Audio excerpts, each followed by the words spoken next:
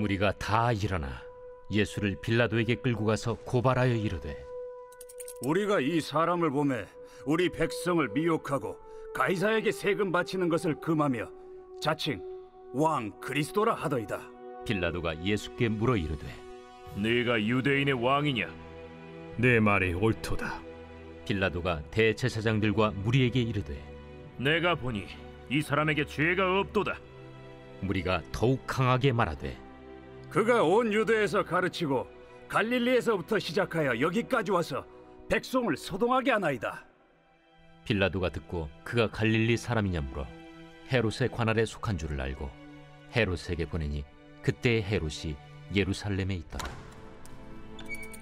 헤롯이 예수를 보고 매우 기뻐하니 이는 그의 소문을 들었으므로 보고자 한 지 오래였고 또한 무엇이나 이적 행하심을 볼까 바랐던 연고로라. 여러 말로 물으나 아무 말도 대답하지 아니하시니 대제사장들과 서기관들이 서서 힘써 고발하더라.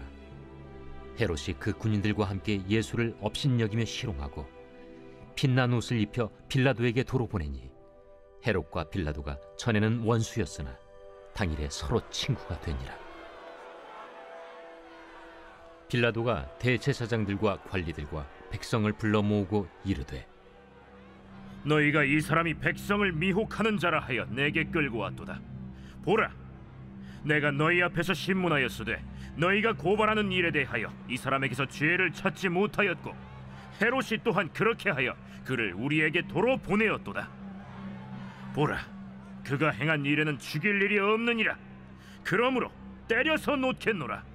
무리가 일제히 소리질러 이르되, 이 사람을 없이 하고 바라바를 우리에게 놓아주소서. 이 바라바는 성중에서 일어난 밀란과 살인으로 말미암아 옥에 갇힌 자로라. 빌라도는 예수를 놓고자 하여 다시 그들에게 말하되 그들은 소리질러 이르되, 그를 십자가에 못 박게 하소서. 십자가에 못 박게 하소서. 빌라도가 세 번째 말하되, 이 사람이 무슨 악한 일을 하였느냐? 나는 그에게서 죽일 죄를 찾지 못하였나니 때려서 놓으리라. 하니 그들이 큰 소리로 재촉하여 십자가에 못 박기를 구하니 그들의 소리가 이긴지라. 이에 빌라도가 그들이 구하는 대로 하기를 언도하고 그들이 요구하는 자 곧 밀란과 살인으로 말미암아 옥에 갇힌 자를 놓아주고 예수는 넘겨주어 그들의 뜻대로 하게 하니라.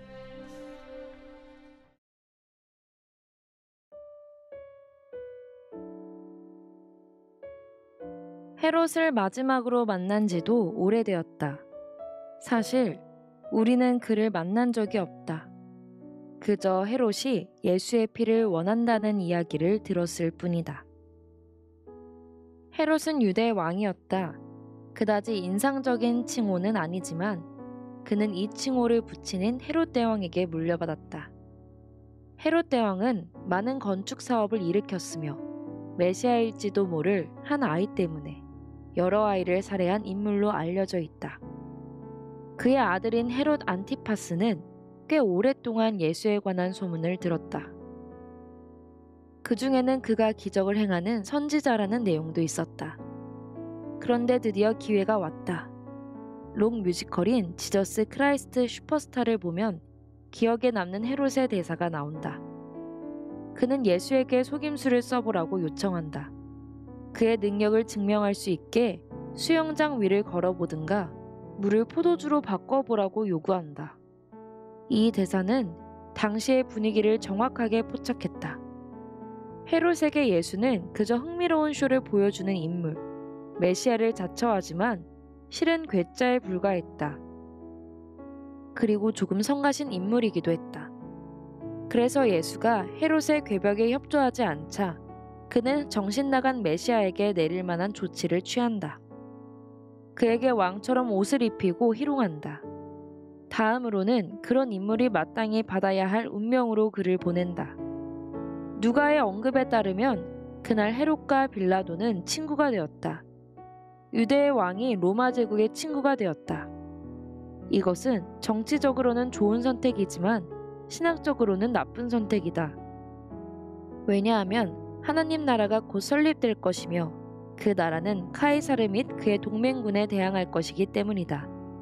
그 사이 빌라도는 큰 혼란에 빠졌다. 상황을 도저히 가늠할 수 없었기 때문이다. 그는 유대인의 기대와 소망을 세부적인 내용까지는 이해하지 못했다. 그가 아는 전부는 이 사람이 말썽꾼으로 고소당했다는 것이었다. 하지만 이 사람이 착각에 빠진 사람이며 지금은 슬픔에 잠겨있다는 사실 빼고는 알 수 있는 게 없었다. 우리는 예수가 경비병에게 거친 대우를 받고 잠도 못 자고 밤을 새신 후에 보호받지 못하는 상태로 홀로 로마 관원에게 호송되는 광경을 지켜보았다. 그래서 빌라도의 질문이 굉장히 비꼬는 내용이라는 사실이 쉽게 이해가 된다. 그래서 당신이 유대의 왕이라고? 그리고 그는 생각했을 것이다. 이보다 왕답지 못한 모습도 상상하기 어려울 지경인데 예수는 네가 그렇게 이야기했다라고 답하신다. 달리 말해 그렇다. 나도 내가 그 사실을 당장은 믿지 않을 거란 사실을 안다. 그리고 너를 정말로 비난할 수도 없다. 왜냐하면 내가 아는 왕이라면 이런 행색도 아닐 테고 나처럼 행동하지도 않을 것이기 때문이다. 하지만 그럼에도 불구하고 내가 유대인의 왕이라는 것은 사실이다.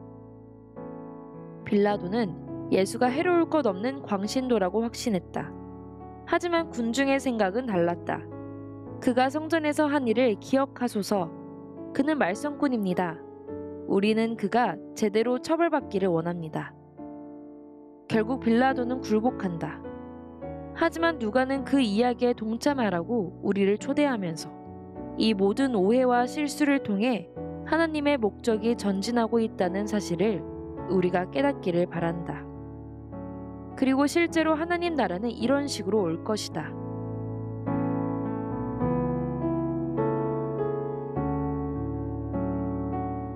오늘의 기도.